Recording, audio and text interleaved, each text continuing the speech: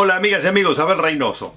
Hemos estado hablando de su deseo de defenderse, su deseo de prevalecer, su deseo de poder protegerse ante un ataque inminente. Y le digo, en nuestra carrera de casi 40 años de servicio que hemos hablado mucho del tema de la sobrevivencia. Le digo, primero con los policías, luego con los ciudadanos, y ahora estamos participándolo con ustedes, porque hoy en día vivimos en un mundo muy violento, o sea, es una realidad. Mire, aquí en Estados Unidos posiblemente lideramos en lo que vendría a ser la violencia, digamos, comparada con el resto del mundo y particularmente en nuestros países de Latinoamérica. Yo creo que a pesar de que en nuestros países y en algunos particularmente hay una extrema violencia, a veces exagerada, ¿verdad?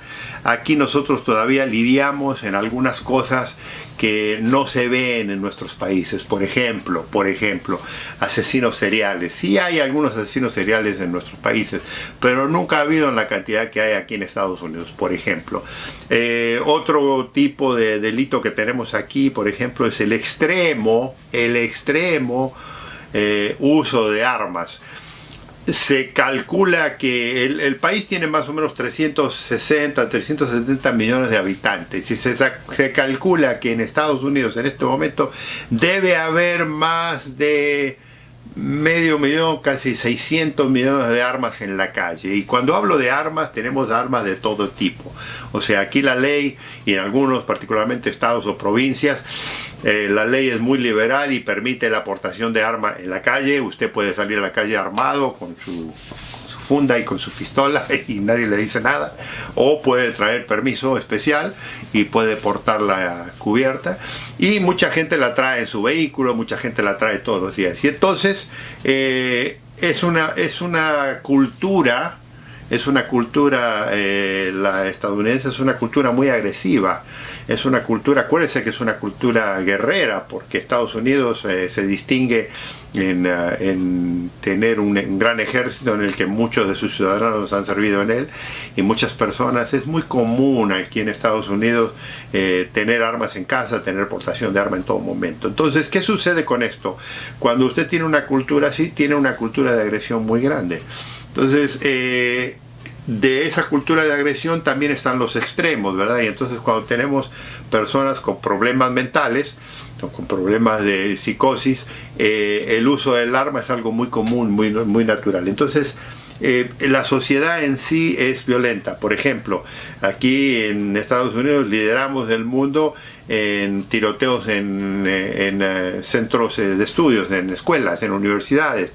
O sea, aquí sí ha pasado en algunos países, incluso en Latinoamérica, en Europa ha pasado, pero aquí en Estados Unidos somos los campeones de eso. Tenemos gente que de vez en cuando sale y decide matar estudiantes, decide matar maestros, decide matar. Ya ha ocurrido muchísimas veces. Si usted ve la línea de gente que ha fallecido a través de los tiroteos, se va a ver serio. Luego, también aquí una de las, digamos, costumbres muy normales es empleados que fueron a lo mejor despedidos, regresan y se vengan contra el patrón, contra sus trabajadores, compañeros, compañeras.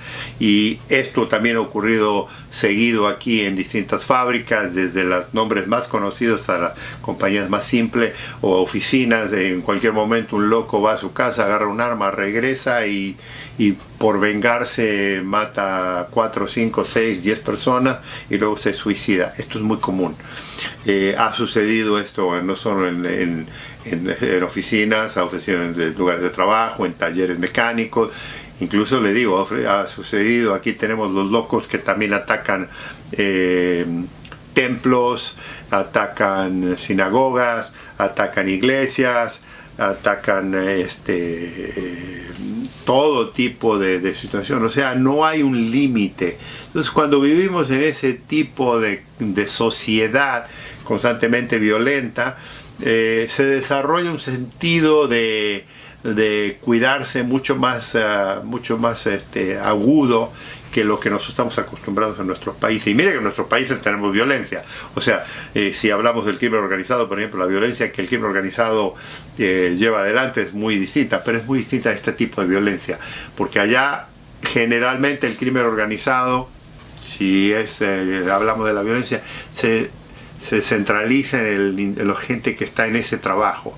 O sea, puede usted tener la mala suerte de estar en un lugar en el que hubo un tiroteo y que puede caer, pero la mayoría de las veces la gente que muere por el crimen organizado y por el tema del narcotráfico de drogas es porque están envueltos en alguna forma de ese trabajo.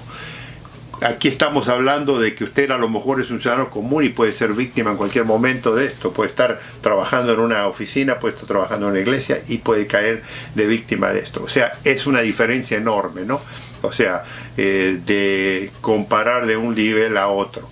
Lo mismo sucede con crímenes pasionales.